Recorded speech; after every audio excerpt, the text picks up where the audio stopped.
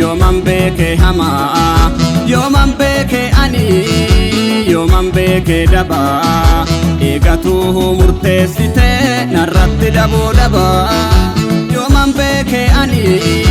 yooman beeke hamaa yooman beeke ani yooman beeke dabaa eegatuu murteessite narratti daboo dabaa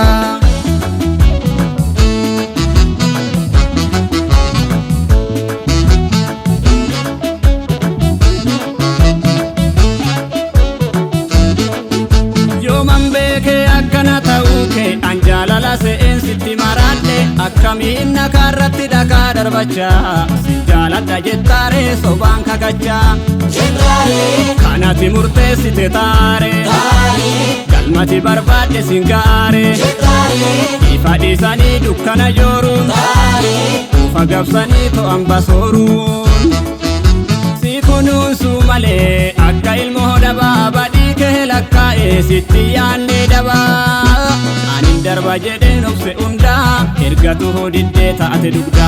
an hundaa argee si tajjabeera garaan jaalalaa sitti gaddeera garaan jaalala sitti gaddeera garaan jaalala sitti gaddeera ayyoomu sin abaaru si ahabattu dacheeni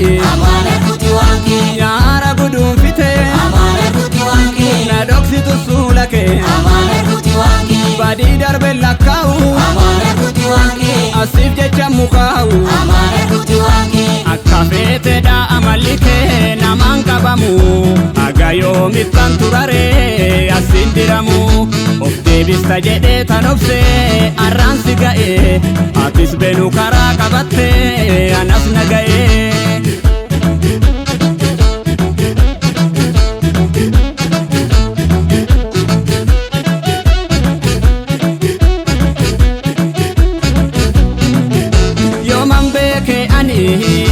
yooman beeke dabaa yooman beeke ani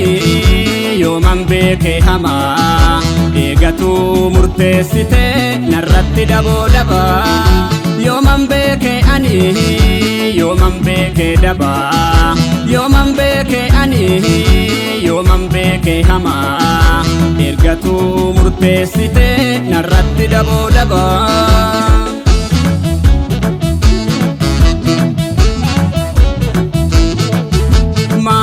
maalimu mee maal jedhu kee kana eenyutti waa himu furtoonna beekee kanaaf maal jedhu maalimu mee maal jedhu kee kana eenyutti waa himu furtoonna beekee kanaaf harri boruu miti obseetumaan si eega haaqni cubbuu miti buleetumaan eeggadha akka feetedha amalli kee namaan qabamu haga yoomittan turaree asin diramu